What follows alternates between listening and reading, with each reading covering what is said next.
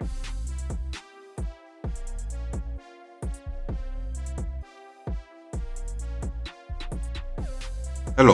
welcome to the Reframing Mindset podcast. We are clear my head of the thoughts that are preventing clarity and practice my speech, among other things. Episodes range from informative knowledge to funny stories about my experiences, and in the future, maybe include interviews. So subscribe and enjoy. Episodes drop every other day.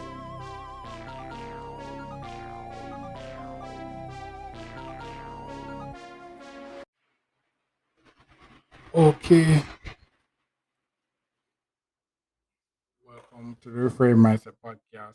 My name is Colin Smith Brooks, and this episode is another music album review by the fastest man in the world, Usain Bolt, and his manager, NJ, and it's titled Country Youths, and also Country Youths.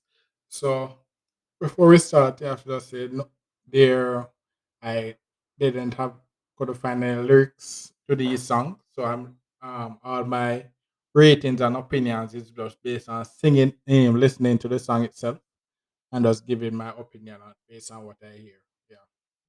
So with that being said, let's get into it. So the first one is intro, the intro, and I give that a 10 out of 10. The intro is solid and it flows nicely into the first track on the album. And the song is basically saying greatness is great, but it comes from the result of hard work and dedication.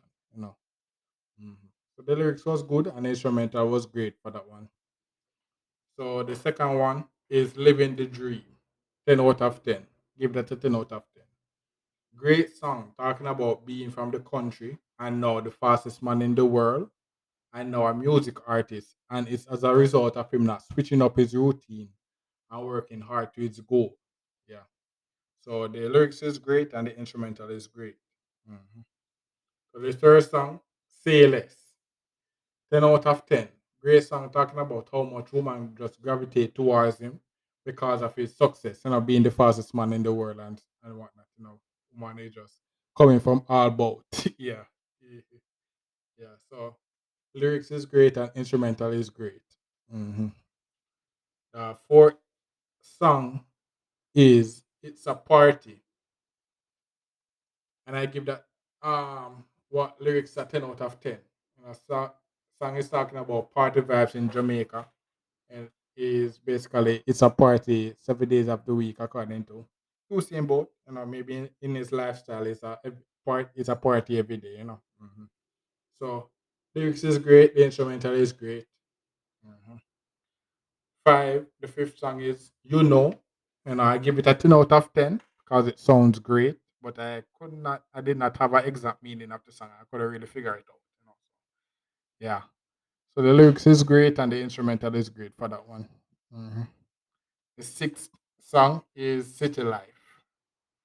Uh, I give that 1 out of 10 where he talks about how the girls love city life, the party, the nightclub night out, the party every night, drinking, the city lifestyle. Girls love that. They can't really tell them otherwise, to live. Yeah. So the lyrics is great and the instrumental is great. Seven, Fire. 7 out of 10. Song is the song is saying that the girl is dancing is always on point and her body on point. So her body is always on fire. Song is the song is okay, mostly, and I would mostly only listen to that song in a party setting and not really a normal setting. Normal setting. Yeah. So the lyrics is good and the instrumental is good. Mhm. The eighth track is Timing. I give this one 7 out of 10. The song lyrics is great and flows smoothly, but the song is falling flat as the tempo of the album is plateauing. You know, the if it was if the song timing was a song listened by itself, I don't think it would be a good song to listen to. Based on my opinion. So the lyrics is okay and the instrumental is good. The ninth song is R.I.P. My G, and I give the song a 6 out of 10. It's a morning song and a party like beat. So it's a real contradiction, you know. Song is saying RRP my G, but the instrumental sounds like a party like thing. But I kind of get it because they say, oh, he's celebrating his life or something like that. But you know, it's still a contradiction. You know, it's contradiction. The lyrics is okay and the instrumental is good. Number 10, and I Cry, and I give this a 9 out of 10. And it's a nice song talking about the duplicity of men and women, women and men love, where she left him with a heartbreak and now he has to just cry it off, fix his car, and then rise above it all. Mhm. And lyrics is great and instrumental is great. And the 11th song is Need Your Love. I give that a 8 out of 10. A song talking about needing love in the sexual way. It's the way it sounds is a great song for that exact occasion, no? Based on how it sounds, the sexual occasion. So the instrumental is great and the lyrics is okay. 12, the 12th song, Days Like This. I give this a 9 out of 10. And I great reggae vibes talking about getting out of the rat race is like a never ending journey and how you just want a break to just relax, but he can't have a break, you know. He just every day is like, oh, it's like a day like this, you know. Mhm. So the lyrics is great and the instrumental is great. The 13th song is Fragrance. I give this song a 66 out of 10. And it's a song dedicated to a woman, but in my opinion, it's not really a good song to me. But to other people, it may not be a bad song. You know, maybe to the woman, it maybe sound like a good song. Yeah, but to me, it's not. So the lyrics is okay and the instrumental is okay. And the last song is Life. And I give this song a 10 out of 10. You know, nice ending to the album. Talking about life is for living. But while life is for living, it's up to you to keep yourself healthy. As health is wealth. So don't overindulge in the things, you know, like drinking or whatever, whatever. So the lyrics is great and the instrumental is great. Yeah, so my overall opinion on the album is that it's an amateur album. You know, it's not a top ranking album. You know, if you listen it, if you listen to the album, you can hear the rookiness.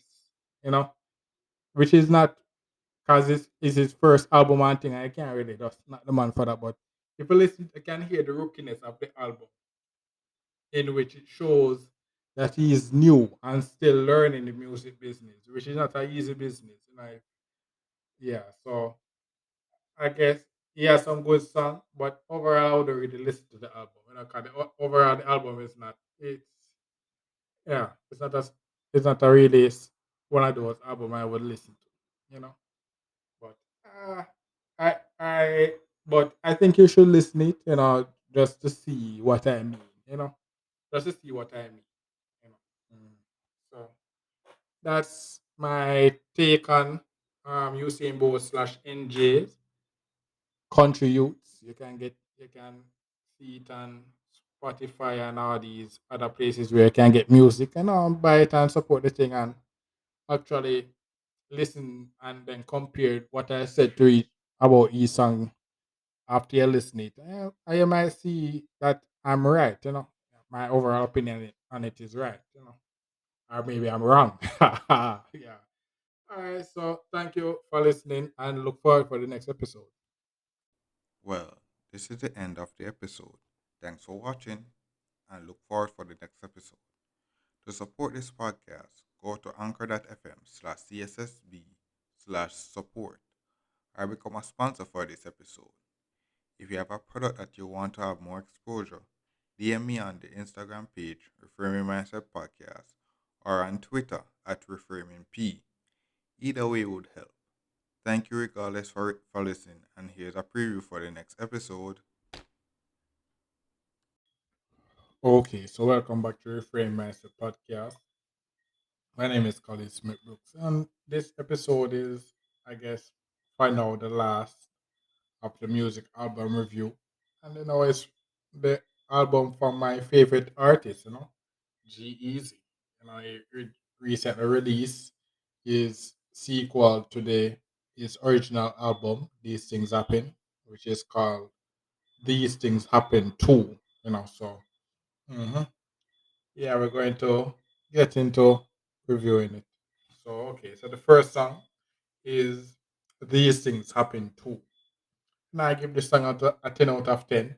The starting, the sounded kind of flat when he started, as it's the same exact line from the prequel to this album, These Things Happen, where the first line the same, but the instrumental was different. And that's